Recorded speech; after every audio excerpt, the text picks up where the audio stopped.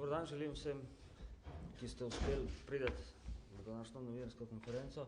Predsednik vlade Borut Pahor, ki upravlja tekoče posle, je danes presodil, da bi vam predstavil točko, ki se reče informacija o sprejetju pogodbe o stabilnosti, koordinaciji in upravljanju v ekonomski in monetarni uniji, ter informacijo o razpravi na izrednem zasedanju Evropskega sveta, ki je bilo 30.1.2012. Skupaj z njim je tudi Alenka Jerkič, sekretarka na Ministrstvu za finance. Boste spregovorila o tej temi in samo o tej temi, ker je pač tako izrednega pomena, odgovarjala na ta vprašanja in na nobena druga. Vsa druga vprašanja bomo odgovorili potem preko ministrstv in kabineta predsednika vlade. Tako da predsednik... Hvala lepa.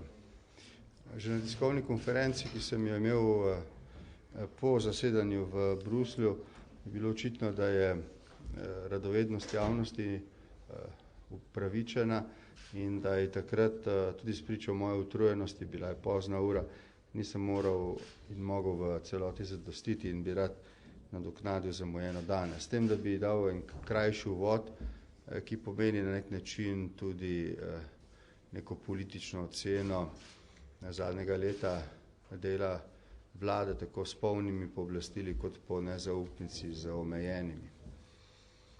24. decembra 2010 je Državni zbor s kvalificirano večino, torej po potrditvi oziroma ob zavrnitvi veta, ki ga je dal Državni svet, sprejel pokojninsko reformo.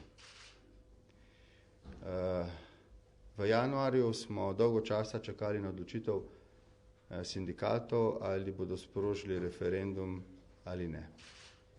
Na konec januarja, v začetku lanskega leta, so se sindikati odločili, da iz teh in drugačnih razlogov referendum sprožijo. Kot predsedniku vlade mi je bilo tedaj bolj ali manj jasno, da bo bržkone referendum uspel in da se bo s tem na nek način ohromilo ne samo sprejemanje pokojninske reforme, ampak da bo s tem prišlo do ohromitve neke reformne mentalitete v Sloveniji sploh. To se je za tako imenovano veliko referendumsko nedeljo v juniju tudi zgodilo. Slovenija je pokleknila pred obveznostjo in interesom, da lovi val sprememb, ki smo jim bili priča v Evropi in globalni ekonomiji. In po odstopu oziroma razrešitvi vlade, po razrešitvi vlade v Državnem zboru septembra, je lahko moja vlada opravljala tekoče posle. Hočem reči, da je bilo potrebno več kot leto dni od sprejetja pokojninske reforme v Državnem zboru in potem najave referenduma ter s tem pravzaprav začetka neke politične krize, ki se je razpletla za predčasnimi volitvami in oblikovanje nove vlade, ki se zdaj kaže, bo končno uspela, da Slovenija pravzaprav znova lahko ujame čas za potrebne spremembe, ki bi jo kvalificirale kot državo, ki se lahko poteguje za družbo najboljših, najbolj razvitih v Evropski uniji. Mislim, da je prav, da to javnost ve. Slovenija je po padcu pokojninske reforme praktično z napovedjo referenduma o pokojninski reformi izgubila precej časa in ga zato mora zdaj zelo hitro nadoknaditi. Čas je pomembna kategorija v času gospodarske in, kot se kaže, tudi politične krize. Ne mislim tukaj na domačo, ampak na evropsko, ker je jasno, da gre za institucionalne probleme Evropske unije in zdaj smo tukaj pri točki, zaradi katere smo na tiskovni konferenci. Zaradi zavedanja, da je temu tako, Evropska unija hitreje kot kadarkoli sprejema izredno pomembne akte, v tem primeru pogodbo o stabilnosti, koordinaciji in upravljanju v ekonomski in monetarni uniji, kar je prav gotovo tako z vidika časa kot vsebine pogodbe, ki jo utegne podpisati čez slab mesec dni. 25 predsednikov vlad in držav Evropske unije. Zato, da se to ne bo zgodilo, sta se odločili državi Velike Britanije in Češke. To kaže na to, kako hitro se spreminjajo stvari in kako veliko bomo zamudili, če teh sprememb in hitrosti dogajanja ne bomo razumeli, če se ne bomo priključili na ta val in ga s tem, ko se bomo priključili, tudi sooblikovali. Drugače bomo samo majhna država, ki skuša razumeti, kaj se dogaja v njeni okoliščine in se bo zgolj prilagajala, kolikor se sploh lahko bo. Zdaj, ko se torej kaže na vidiku prihodnji teden nova vlada, ki bo prevzela polne pristojnosti in ki najavlja nadaljevanje reformne politike, se v bistvu obeta Sloveniji v bistvu možnost, da se priklopi na čas, ki je bil izgubljen, in to je vse od januarja lanskega leta. Osnovni namen sklenitve te pogodbe je krepitev ekonomske in monetarne unije preko večje javnofinančne discipline. Pogodba uvaja zahtevo po uvedbi javnofinančnih pravil na nacionalni ravni, zahtevo po takojšnjem tesnejšem usklajevanju ekonomskih politik ter dogovor o okrepljenem upravljanju območja evra. Spomnili se boste, da je bila tudi to, ko se o tem niti šušljalo ni, ena izmed mojih napovedi daleč pred letom 2010, ko sem bil dejal jeseni v tistem letu, da nekatera znamenja v evropski politiki in gospodarstvu kažejo na to, da se bliža institucionalna kriza, ki jo bo evroobmočje in celotna Evropska unija morala na nek način regulirati, ali s tem, da poveča politično povezanost Evropske unije, ali pa da jo razrahlja. V prvem primeru, in to je ta primer, bomo šli po poti, ki utegne na koncu pripeljati do bistveno povečane integracije Evropske unije. Če bi se odločili za drugo pot, bi to pomenilo rahljanje Evropske unije, ki bi privedlo do situacije, ki smo poznali pred rimsko pogodbo, situacije, ko so star kontinent pretresale zamere, spori, konflikti, predsodki in vse, kar sodi v arzenal velikih napetosti, ki so vedno vodile v varnostne situacije. Pogodba daje pravno veljavo, kot rečeno, v obliki mednarodne pogodbe dosedanjim političnim zavezam in zanje predvideva sankcije z ambicijo, da bo v 5 letih od uveljavitve pogodbe na podlagi izkušenj za implementacijo doslej njena vsebina vključena v primarno zakonodajo Evropske unije. Pogodba uvaja zlato pravilo.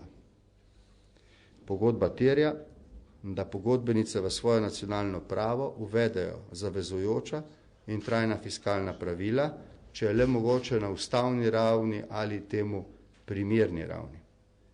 Fiskalno pravilo, ki ne ga uvedejo vse pogodbenice, mora vsebovati tudi avtomatski korekcijski mehanizem v primeru odstopanja od srednjeročnega javnofinančnega cilja. O vseh teh podrobnostih, ki so pomembne in zanimive, vsaj za strokovno javnost, bo kolegica Jerkičeva govorila po mojem uvodu. Pogodba predvideva zavezo pogodbenic, katerih javnofinančni dolg presega mejnih 60%, naš je zdaj bistveno pod tem bruto domačega proizvoda, da bodo le tega zniževale 1/20 povprečno letno. Predvideva se tudi vnaprejšnje usklajevanje izdaj instrumentov, financiranje javnofinančnega dolga med pogodbenicami z namenom večje tržne učinkovitosti izdaj. Predloga pogodbe v zvezi s postopki presežnih primanjkljajev,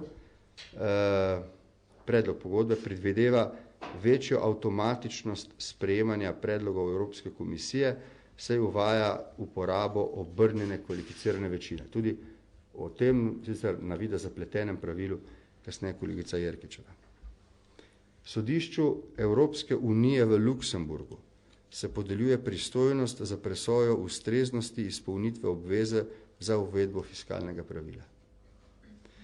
V 8. členu daje možnost eni ali več držav, da tožijo pogodbenico, ki ni pravilno uvedla avtomatičnega korekcijskega mehanizma v svojo zakonodajo. Gre za izredno občutljiv politični mehanizem, zato smo se voditelji vlad in držav v Bruslju na zadnjem zasedanju odločili, da bo potrebno do podpisa pogodbe, se pravi v slabem mesecu dni, in to bo naloga novega predsednika vlade in njegove ekipe, da se pripravijo zelo jasna in podrobna pravila, kako in katera država pogodbenica lahko toži drugo pogodbenico pred Evropskim sodiščem. To smo tudi zapisali v izhodišča, ki smo jih predsedniki vlad in držav imeli za tiskovno konferenco. Z željo vseh, da se pretirano ne elaborira to, kar se utegne dogovoriti v tem mesecu dni, ker se zožuje možnost voditeljev vlad in držav, da pridejo do konsenza. Načeloma Evropska komisija nima pristojnosti v okviru pogodb sklenjenih izven okvira EU, zato pogodba predvideva zgolj strokovno poročevalsko vlogo komisije, ki pa bo vendarle osnova za morebitno sprožitev sodnega postopka strani posamezne države pogodbenice v primeru kršitve. Dodana je zaveza za tesnejše ex ante usklajevanje vseh pomembnejših ekonomskih reform za države v postopku presežnega primanjkljaja, preden so te uvedene na ravni posamezne pogodbenice. Pogodba na mednarodno-pravni ravni ureja institut zasedanj vrha evroskupine v sestavi predsednikov vlad ali držav, ki se bo predvidoma sestajal dvakrat letno. Zasedanju bodo prisostvovali tudi predstavniki obeh relevantnih institucij, Evropske komisije in Evropske centralne banke. Zasedanjem bo predsedoval, tako smo se dogovorili, predsednik vrha evroskupine, ki ga bodo pogodbenice imenovale z enostavno večino, hkrati za imenovanjem predsednika Evropskega sveta in za enak mandat. Ustrezna izmenjava mnenj glede sistemskih vprašanj bo potekala tudi za pogodbenicami, ki nimajo evra kot skupne valute, posebno pozornost bomo namenili sodelovanju z Evropskim parlamentom. Toliko z moje strani za začetek. Jaz upam, da je lahko površnji opazovalec razumel izjemno pomembnost dokumenta, o katerem govorimo. Ne samo zato, ker je to zdaj eden izmed temeljnih instrumentov in to institucionalnih, političnih, ki na praven način, se pravi z možnostjo sankcij, odgovarjajo na vprašanje voditeljstva Evropske unije v času krize. Vi veste, da je globalni svet na Evropsko unijo, zlasti na evroskupino, adresiral zlasti v zadnjem letu vrsto očitkov, da zaradi entropije voditeljstva pravzaprav ne more iz krize. Eden od odgovorov na očitek o razpršenem voditeljstvu, o tem, da nimamo skupne fiskalne politike in da zato v osnovi valuta evro ne more biti dolgoročno uspešna, je tukaj v tej pogodbi. Zato jo moramo tudi v Sloveniji imati izredno resno, se ji posvečati in jo tudi po podpisu ratificirati in uveljaviti. Alenka bi zdaj dodala nekaj številk, ki so relevantne, zato se razume ta del pogodbe, ki jaz nisem referiral uvodoma. Prosim, Alenka. Ja, hvala. Skratka, kot rečeno, pogodba krepi pravne mehanizme za izvajanje zavez, ki so nekako že v sekundarni zakonodaji. To pomeni, da za Slovenijo konkretno, ki je zdaj v postopku presežnega primanjkljaja, da mora najkasneje drugo leto znižati 3% deficit, to ni novost. Novost se nanaša na obdobje potem, ko je potrebno dati večjo kredibilnost stabilnim fiskalnim politikam na srednje obdobje. To pomeni, da bo s pogodbo vpeljan na nacionalni ravni avtomatizem ukrepanja, če se ne bi dosegali cilji za izravnavanje strukturnega primanjkljaja na srednji rok. Doseganje teh ciljev na letni ravni je zahtevno, posebej za države, ki so še relativno oddaljene od tega uravnanega primanjkljaja. Vemo, da je Slovenija v lanskem letu bila s strukturnim primanjkljajem nekje na -3%. To je dosta rigorozna ocena komisije z jesenske napovedi, naše so rahlo ugodnejše. Slovenija bo zavezana skratka v letu 14-15 in naprej, da znižuje strukturni primanjkljaj za nad 0,5% na leto. Verjetno bo to okrog 0,7, zato ker ima težave z staranjem prebivalstva, kar je eden relevantnih kriterijev za določanje tega napora. In potem bo pač morala do leta 15-16 s tem naporom nadaljevati. Ukolikor ne bi tega dosegala, bo v nacionalni zakonodaji se sprožali avtomatični ukrepi. Nekaj jih je že vlada poskušala upeljati preko zakona o spremembah zakona o javnih financah. Se pravi, da gre za neka avtomatična znižanja deficitov. Komisija, vemo, da bo pripravila še predloge, nek priporočila, kako naj ti ukrepi izgledajo in to bo prenešeno potem na ustrezno raven zakonodaje. Se pravi, novosti, ki jih to upeljuje, so še druge, te so najbolj očitne za Slovenijo. Z ostrejšim, z bolj restriktivnim odločanjem naravne sveta, kot je bilo rečeno. Skratka, komisija predlagala neke ukrepe v zvezi s presežnim primanjkljajem, bodo države morale zbrati kvalificirano večino, da zavrnejo predlog, kar je razlika od predhodne prakse, ko se je s kvalificirano večino sprejemalo.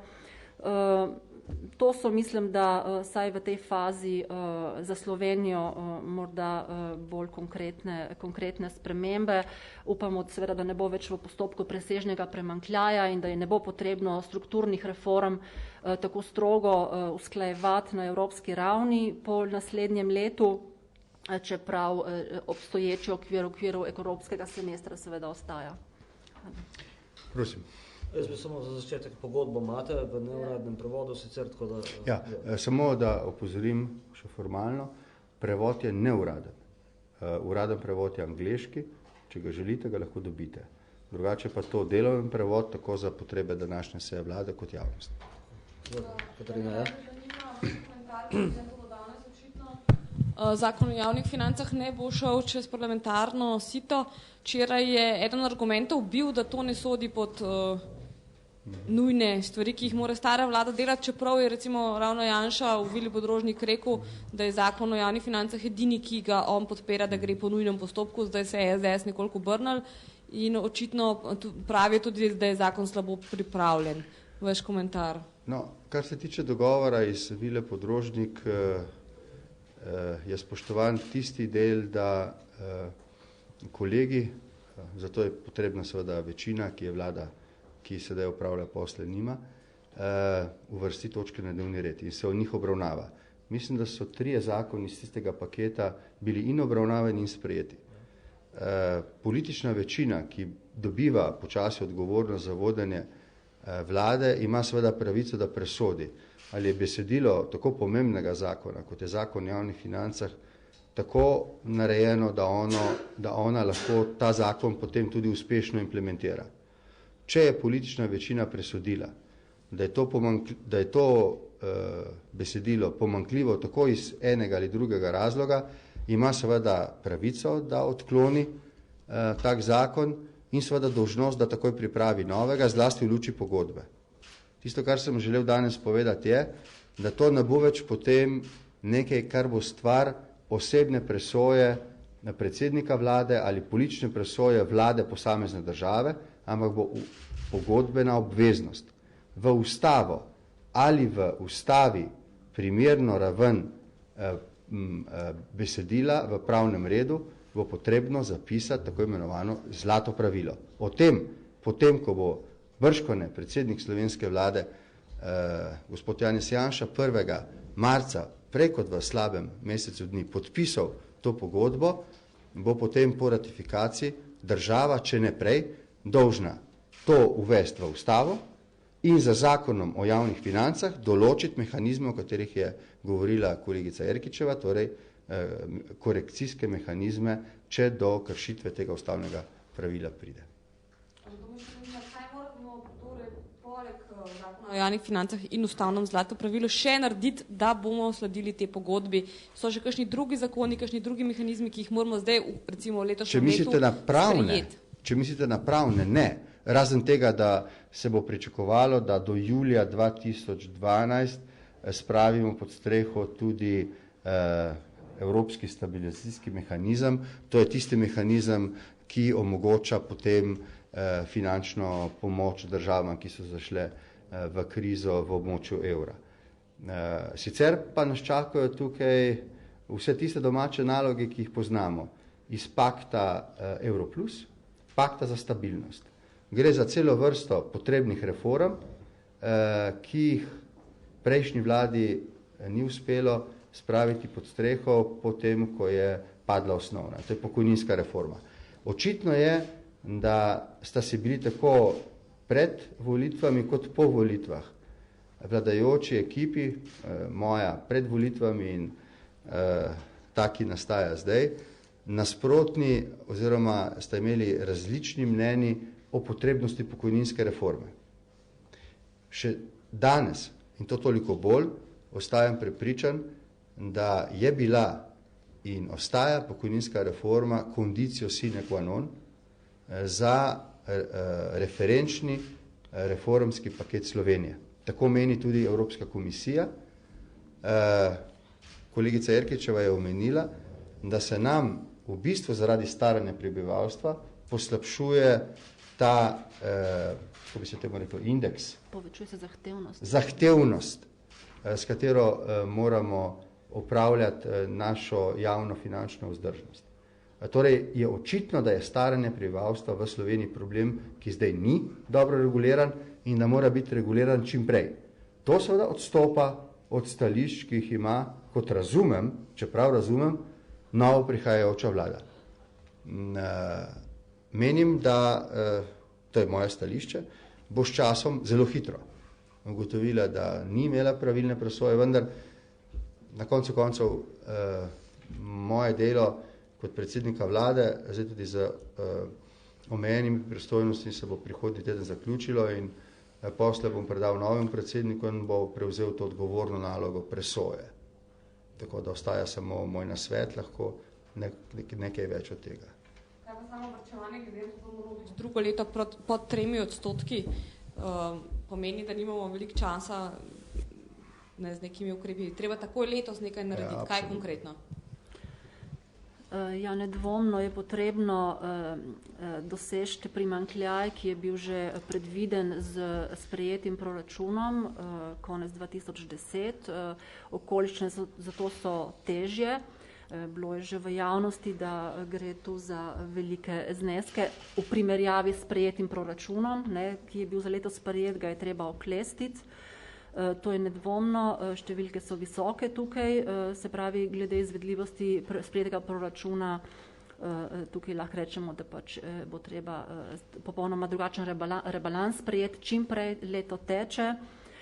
Zelo pomemben je kredibilen rebalans, zelo pomembni so ukrepi, ki bodo naredili ta rebalans kredibilen. Drugo leto pa s tem nadaljevati, tako da bi imeli v tem pod 3 naslednje leto. Nazadnje smo že bili slišali najavo novega predsednika vlade. Menim, da bo to tudi politika nove vlade, ko bo dobila konec prihodnjega tedna mandat, da bo v tem letu potrebno privrčevati 800 milijonov evrov načrt, potem pogovor s socialnimi partnerji, sprejem zakonov, tako rebalansa kot drugih. Vse to bo terjalo seveda potrebno potrpežljivost, a odločnost hkrati in brez tega seveda te razkoraka med cilji, ki smo jim zavezani in dejstvom, ki jih imamo, ne bo mogoče skrajšati. Tako da sankcije poleg tožbe še kaj drugega ali tožba ene članice druge edina sankcija, ki nas lahko naredi? Mislim, tukaj je V bistvu sankcija je, če ne upeljemo v zakonodajo, tu gre za 0,1%, približno naj bi bilo. Če bi ne upeljali v zakonodajo. Sankcije bodo potem znotraj nacionalne zakonodaje, ukrepi bodo pa potem znotraj nacionalne zakonodaje, to pomeni, da gre za nacionalne sankcioniranje, če bi politika ne izvajala ustreznih restriktivne poti. Zakaj konkretno je to, kaj pomeni sankcija znotraj? Mislim, to je zdaj stvar tega meseca dni, med drugim, ko se morajo voditelji dogovoriti o tem, katera in kako lahko država ali kakšna druga institucija toži drugo državo pred Evropskim sodiščem, ampak to je izjemno občutljivo politično vprašanje. Gre namreč za to, če smem biti do konca odkrit, da se postavlja vprašanje, ali s to pogodbo prenašamo kakšno od pristojnosti države na Evropsko unijo. To je vprašanje, ki tiste države, ki imajo obvezen referendum, v primeru takega prenosa seveda posebej vznemirja. Slovenija obveznosti v tem primeru nima, lahko pa se zgodijo. Zaenkrat je besedilo pripravljeno tako, da obveznega referenduma recimo na Irskem ni potrebno izvesti. Zato, da bi lahko ta pogodba, ki je meddržavna pogodba in bo vnešena v evropsko, tega značaja nima. Marko, izvoli. Samo še eno stvar bi dodal, se mi zdi pomembno. Veste, glavni sodnik na koncu, kot vidite, ostaje trg. Če trg oceni, da ima država pozitiven potencial, se v tem smislu ne odzovejo samo bonitetne agencije, ampak se tako odzove tudi Evropska komisija in drugi. Če se ustvari vtis o državi, da vse bolj zaostaja za zahtevami iz pakta stabilnosti, iz pakta Euro plus, da pravzaprav ne izvaja strukturnih reform, je sankcioniran s tem, ko ji pravzaprav raste pribitek na ceno referenčne obveznice. Mi smo videli korelacijo med rastjo pribitka v času zaostrovanja politične krize v Sloveniji in zdajšnjim padanjem, ko se kaže, da se politična kriza izteka in da bo nova vlada nadaljevala za reformno politiko. Marko, izvoli. Zanima me, tudi vprašala kolegica, včeraj je bil na odboru za finance v bistvu zavrnjen ta predlog zakona o javnih financah. Zanima me, če po vašem mnenju ta predlog še vedno dober, bil dober. Če ne bi presodili, da je, ga ne bi predlagali, ampak kot rečeno, mislim, da ima novo nastajajoča vlada na nek način pravico, morda celo odgovornost, da presodi besedilo z vidika njene kapacitete in načina, kako vidi sposobnost implementacije tega pravila. Ni dvoma, taki bil dogovor bili podrožnik in kot veste je predsednik Državnega zbora že sklical posvet predsednikov parlamentarnih strank in vodij poslanskih skupin za prihodnji ponedeljek o poteku postopka ustavnih sprememb, da se bomo dogovorili za uvedbo zlatega pravila tudi v ustavi. In teče velika strokovna razprava, kakšna ne bo struktura številke, ki jo bomo zapisali v ustavo. Tako da jaz ne bi bil zdaj v tem smislu kritizerski do odločitve politične večine, samo toliko kritičen v tem smislu, da včerajšnja odločitev, da zakon ni sprejet, ne pomeni, da takega zakona ne bo v prihodnje, ampak da mora sedaj pač nova vlada pripraviti novega, ki bo spremljal uvedbo zlatega pravila v ustavo. Se pravi, pričakujem, želel bi, da je temu tako, da želi nova vlada morda celo izpiliti kakšno od implementacijskih zahtev, ki izhajajo iz ustavne določbe v zakonu. Po vaših izkušnjah, zdaj ste 3 leta se pogajali z vsemi, pač poskušali, vrčevati. Menite, da bo vladi uspelo, oziroma vidite možnosti, da jim uspe privrčevati teh 800 milijonov na način, kot je zdaj predstavljeno, brez da bi posegli v osebne prejemke pač posameznikov? Ali mar vladi in Sloveniji preostaja kakšna druga možnost? V bistvu nam zdravi razum pravi, da če se ne želimo zadolževati, in se ne želimo zadolževati mimo tistih investicij, ki pomenijo proizvajanje nove dodane vrednosti, s katerim lahko mirno servisiramo dolg, potem ne smemo zapravljati več, kot ustvarimo. Če je temu tako, potem nam izračun površen pokaže, da je potrebno privrčevati približno 800 milijonov na letni ravni v letu 2011. Pričemer moram reči naslednje, in to je moja ocena, ki bi jo želel dati kot predsednik vlade, ki odhaja z tega položaja po 3 letih, kot ste me sami vprašali.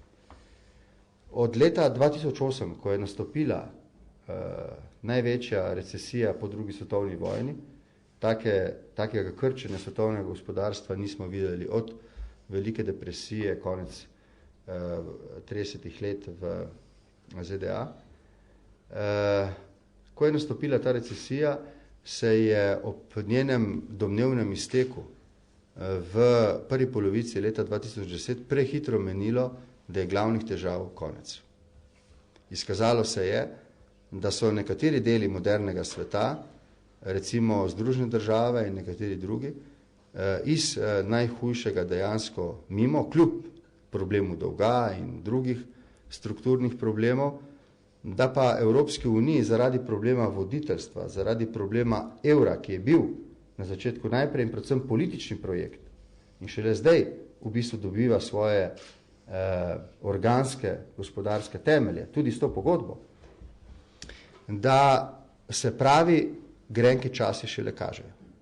In to, prosim, upoštevajte v našem domačem in evropskem življenju, ki prihaja. Recesija pomeni v najboljši interpretaciji, če bodo gonilna gospodarstva, kot je nemško in nekatera druga, ohranjala to vitalnost, ki jo imajo, zelo, zelo plitko gospodarsko rast na dolgi rok. Drugače pa prav v letu 2012 precej ostre pogoje. Slovenija je odprto gospodarstvo, odvisno od izvoznega povpraševanja.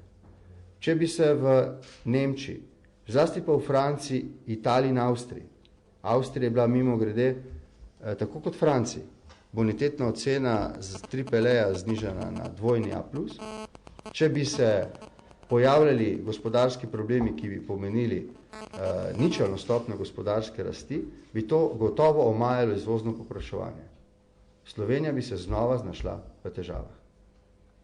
In tukaj smo se voditelji držav pogovarjali z Evropsko komisijo o tako imenovanem začaranem krogu. Začarani krog pomeni, da ima na eni strani vlada dolžnost, da ohranja javnofinančno stabilnost, da torej ne zapravlja več kot ustvari, na drugi strani pa seveda to varčevanje hromi investicije. In če nimate investicijskega ciklusa, tudi ne morete zagnati ciklusa gospodarske rasti, vsaj trajne še ne. In o tem smo se pogovarjali, na kakšen način iz tega stanja, ki je dodatno obremenjeno z poglabljanjem grške finančne krize, portugalske finančne krize, z grožnjo španske in italijanske, ter z, to je treba reči, z opaznejšimi pozitivnimi znaki reševanja irske krize. Vse to seveda ustvarja neke napetosti, ki niso več samo gospodarske in socialne, ampak počasi postajajo tudi politične. To bi rad poudaril.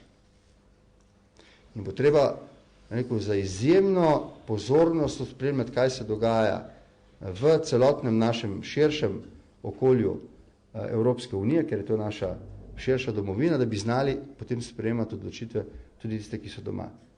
Da vi vidite, da danes po 3 letih lahko ugotavljamo, da tudi države, ki so uspešneje rešile problem recesije v letu 2009,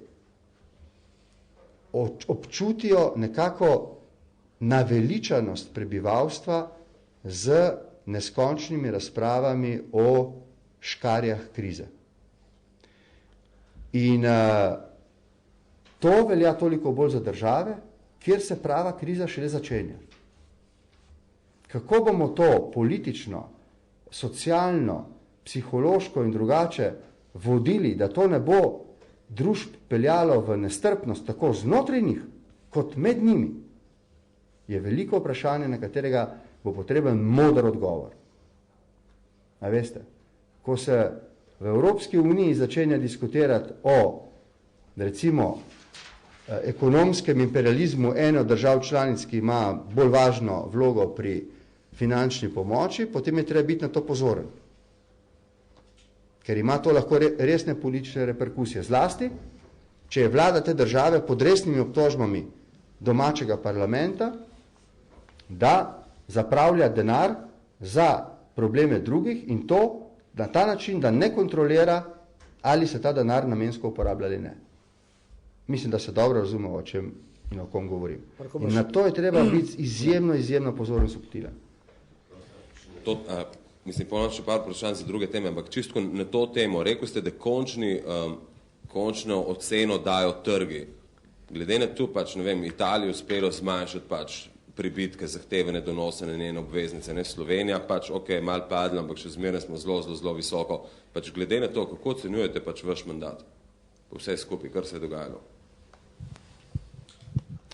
Jaz mislim, da smo ga začeli s pravo diagnozo in kar se bo pokazalo v prihodnje kot odločilnega pomena za zelo tvegano, a pravilno odločitvijo, da se z reguliranjem gospodarske, socialne in finančne krize reši vprašanje odnosov s Hrvaško, kar bi, če se tega ne bi uspešno lotili, pripeljalo do zapletov, ki si jih zdajle midva tudi predstavljati ne morava, kot breme, ki bi dodatno poglobilo gospodarske in finančne težave. Tako pa ima Slovenija ob zavrnitvi nekaterih pomembnih zakonov na referendumih, tukaj ne mislim samo zakona, ki je urejal pokojninsko in invalidsko zavarovanje, mislim tudi oba zakona, ki sta urejala stvari na trgu dela, malo delo in delo na črno. Ampak, veste, ne gre samo za to, da so padli 3 zakoni. V juniju 2011 se je v bistvu ohromilo reformsko mentaliteto v Sloveniji. In zdaj ima nova vlada veliko odgovornost, da to reformsko mentaliteto obnovi, da jo restaurira. In tukaj se jaz čutim kot državljan in kot bivši predsednik vlade absolutno dolžnega in pripravljenega nove oblasti pomagati po svojih najboljših močeh. Ker gre ne samo za usodo te generacije, ampak tudi za usodo naših otrok. Tako daleč grejo konsekvence te krize v Evropi v drugem desetletju tega stoletja. Tako daleč. Izvoli. Smo spremljali Grčijo, kako bo izgubila svojo avtonomijo, če v bistvu se ne bo podredila zahtevam Evropske unije. Zdaj pa ste isto resno dikcijo, prihajate v bistvu v Slovenijo, pred slovenski parlament, pa me zanima, koliko je zdaj tle avtonomije slovenske in kakšna je razlika od ukrepov, recimo, ki bi jih... Velika. Najprej, ta pogodba gre pred 25, ko bo podpisana strani voditeljev, 1. marca pred 25 nacionalnih parlamentov. Torej, ne samo pred tiste, ki so, katerih države so v finančnih težavah. Je pa ravno tako must biti.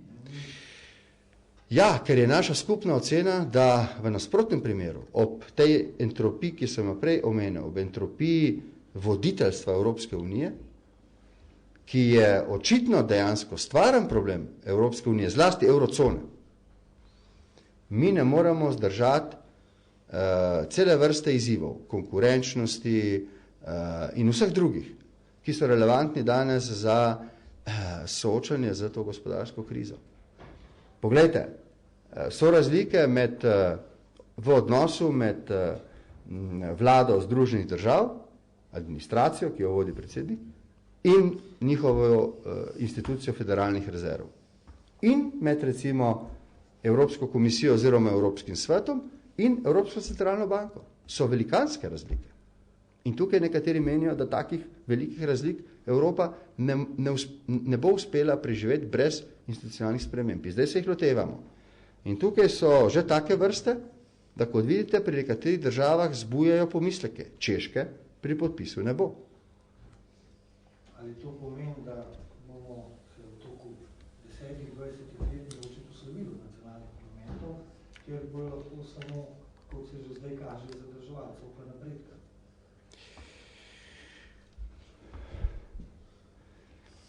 Jaz mislim, da potrebuje Slovenija, meni to ni uspelo, na začetku mandata sem to poskušal s tako imenovano razvojno konferenco, da bo mogoče to uspelo v tem letu, tudi zato, ker bo, kako bi rekel, zahteva časa toliko bolj neizprostna, eno refleksijo tega, kaj se pravzaprav dogaja okrog nas in z nami. Če hočemo ostati gospodari svojih odločitev, kolikor nam pač to omogočajo razmere in kolikor so gospodari svojih odločitev tudi drugi, ki so v skupnem evropskem domu. Jaz mislim, da se je Evropa znašla na križišču in da ima dve možnosti, v glavnem. Eno, tesnejšega političnega sodelovanja. In drugo, da v strahu pred izgubo suverenosti nacionalnih držav krene po poti razkrajanja. Druga pot vodi, po mojem mnenju, v katastrofo. Razkrajanja te unije, rahljanja političnih vezi, odstopanja od prenosa pristojnosti na Evropsko unijo kot tako. To je Evropa že izkusila. Ne povem še enkrat, od Vestfalskega miru naprej. Evropa nikoli ni živela toliko časa, če pustimo ob strani grenko in zelo žalostno izkušnjo, tragedijo vojne na Balkanu v 90-ih letih, toliko časa trajnega miru, kot od podpisa rimske pogodbe do danes. In če kdo misli, da je mir samoumeven v Evropi, se zelo moti. Za ta mir se je bilo potrebno potruditi. Od rimske pogodbe naprej s celo vrsto instrumentov. In ta mir in ta varnost, tudi socialna, a veste, na katero smo se Evropejci tako navadili, ni samoumevna in če se zanjo ne bomo potrudili za instrumenti, ki jo bodo krepili v 21. stoletju, se bomo vrnili v zgodovino nazaj. Jaz sem že večkrat napisal, tudi kot nekdo, ki se s tem ukvarja po svoji strokovni plati, okoliščine, v katerih se je znašel svet po prelomu tisočletja, so take, da vkolikor ne bomo uporabili nekaterih novih izkušenj, spoznanj in institucionalnih instrumentov, ki jih imamo. Ne mislim tukaj samo na OZN, na Evropsko unijo, na druge instrumente za mirno reševanje sporov, so to okoliščine, ki govorijo o novi varnostni situaciji globalne v svetu. In če to vam bi rad povedal, mi moramo gledati širše sliko. Poglejte, kaj se dogaja na afriškem severu, kaj se dogaja na Bližnjem vzhodu. Morate razumeti vso senzibilnost dogodkov na Balkanu. Morate razumeti popolnoma upravičeno veliko razdraženost ljudi v Grčiji, na Portugalskem, v Španiji, ljudi, ki protestirajo proti varčevalnim ukrepom na Irskem. Jaz sem videl, kako gorijo avtomobili v Bruslju pred zasedanjem Evropskega parlamenta, pred Evropskega sveta. Paste, o tem sem prej govoril, po 3 letih ne so vlade bolj ali manj uspešno regulirale recesijo leta 2009, je naveličanost ljudi za krizo in njenimi posledicami velika. In mi moramo biti izjemno tolerantni, da zaradi povečane ravni nestrpnosti in zmanjšane ravni tolerance ljudi, ne politikov, ta mora biti največja njihova, lahko pride do, situacij, ki si jih nihče ne želi videti. A me razumete? To je izjemno občutljiv čas 2012. To je moja izkušnja, ki jo prenašam naprej. In zato pravim, pojdimo naprej, bodimo složni, kolikor se da. In eno stvar bom rekel kot predsednik vlade, ki odhaja. Jaz mislim, da mora Slovence, ki smo tako mehna skupnost, v pol milijardni Evropi voditi v bistvu evropsko vodilo. Ma dajmo graditi na tistem, kar nas povezuje in pustimo ob strani, kolikor to ni moteče, stvari, ki nas razlikujejo, ki nas politično in drugače ločujejo. Dajmo graditi na tistem, kar nam je skupnega. To je edina formula za slovenski uspeh, ki jo jaz na 3 letih izkušenj vidim. Aleš, ja. Še eno pojasnilo bi prosil v zvezi s temi sankcijami iz te pogodbe. Ne? Omenil se, da se bodo pač voditelji o tem morali še dogovoriti, hkrati pa, da bo to urejeno tudi v notranje pravni zakonodaji. Kaj to zdaj pomeni? Ali bo ta sankcija 0,1% kazna avtomatična, da bo sprožena na osnovi tožbe pred sodiščem Evropske skupnosti ali kaj podobno? Ne, najprej je treba ločiti. Zakoni, ki bodo razlagali ustavno načelo zlatega pravila, morajo določiti v nacionalnih zakonodajah, nacionalnim razsežnostim primerno, kako se bo vlada morala spopadati z dejstvom, če ne bo z njenim ravnanjem, gospodarskim, ekonomskim, finančnim, tako naprej, uveljavljale tega pravila. To so ene stvari. Druge stvari so pa potem sankcije, ki pridejo zoper državo, ki kljub tem sankcijam, ki jih je uvedla doma, ni uspela. O tem morda kaj več, ampak zelo disciplinirano, ker to še star pogovorov, zelo občutljivih med voditelji v prihodnjem mesecu in tukaj čaka to novo vlado Šalenka na koncu. Ja, v bistvu samo to dodatno pojasnilo, glede, kaj se še dogovarja. Dogovarja se v bistvu postopek, kako naj se ta pripelje zadeva pred Evropsko sodišče. Ne? Če bi bil to tretji normalen, bi to delala komisija, bi imela to pristojnost, ker pa ni to del tretja, ker ni 27 držav jo pooblastilo, mora to narediti skupina držav. In zdaj ta postopek, kako se bo to izvedlo, da ne bo, v bistvu bo to nek nadomestek nekega skupnostnega pristopa, in ker je zdaj to pogodba, je to treba pravno narediti na tak način, da ne bo izpostavljena posamezna država, ki bo šla tožiti, ampak da bo to nek urejen postopek, kako bo prišla zadeva na sodišče, komisija bo pripravila poročilo. Ta postopek bo v nadaljevanju dogovorjen. Še zadnje vprašanje. Stvar me zanima, bom zelo kratek. Glede na to, da minister Žbogar prevzema mesto veleposlanika Evropske skupnosti. To bo v kabinetu vse razložil. Okay. Bomo pojasnili kasneje. Kaj če ne gremo lahko na 100 drugih tem in to ni dogovor. Bomo pojasnili. Nove hematologije in kako... Bomo to smo sprejeli. Vlada je danes sprejela vrsto odločitev in ministri so vam dolžni dati vsa pojasnila. Kot sem vam bil povedal po izglasovanju zaupnici, bom pred vas stopil takrat, ko bom ocenil, da je vlada obravnavala stvari, ki so izrednega ali izjemnega pomena, to sem tudi storil. Vsa druga smo vam prav tako dolžni dati, ampak predlagam, da kot običajno, ko sem imel vsa pooblastila, ne govorim o tem na tiskovni konferenci, treba po moj kabinet dal vsa pojasnila v zvezi s tem, kar vas zanima. Hvala. Predsednik, hvala.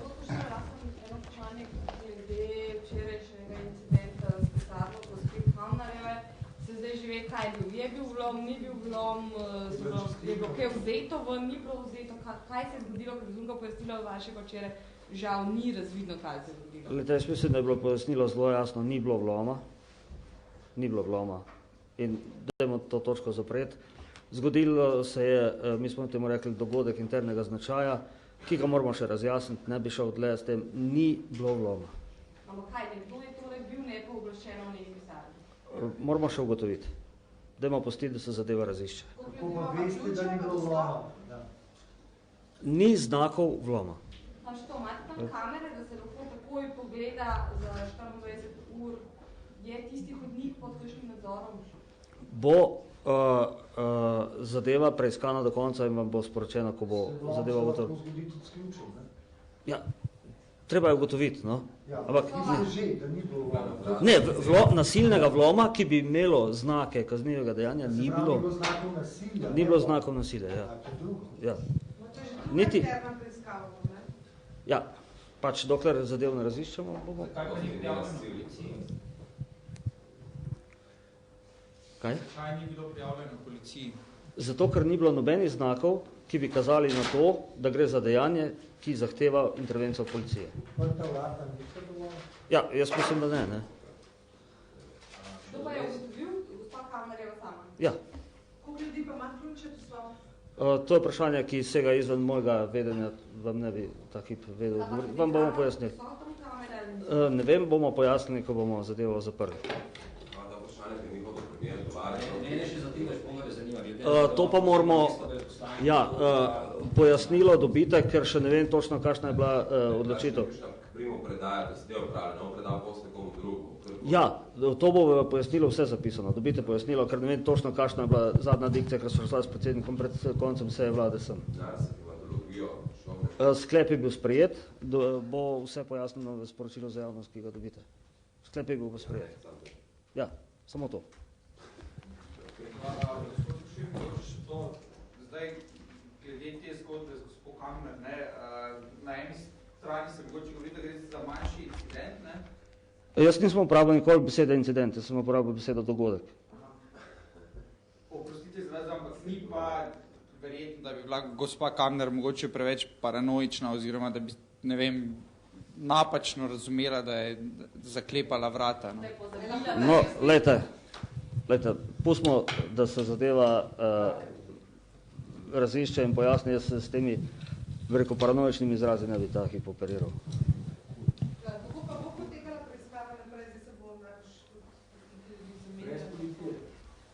Ja, če je šlo za dogodek interne narave, ga bomo tudi interno preiskali. Tudi video posnetke smo interno preiskali. In kaj se zdaj te novega pri video posnetkih? Novega ni nič, poročilo je bilo objavljeno prejšnji teden, ko si bila ti na dopustu, tako da tam je pojasnjeno vse. Pa lahko tudi sta ta dogodka lahko povezana, glede na to, da je to vračilo na isti dan, kot je bil interni dogodek? Glejte, to je špekulacija, ki jo moramo ugotoviti, zdaj govorim na pamet. Okay?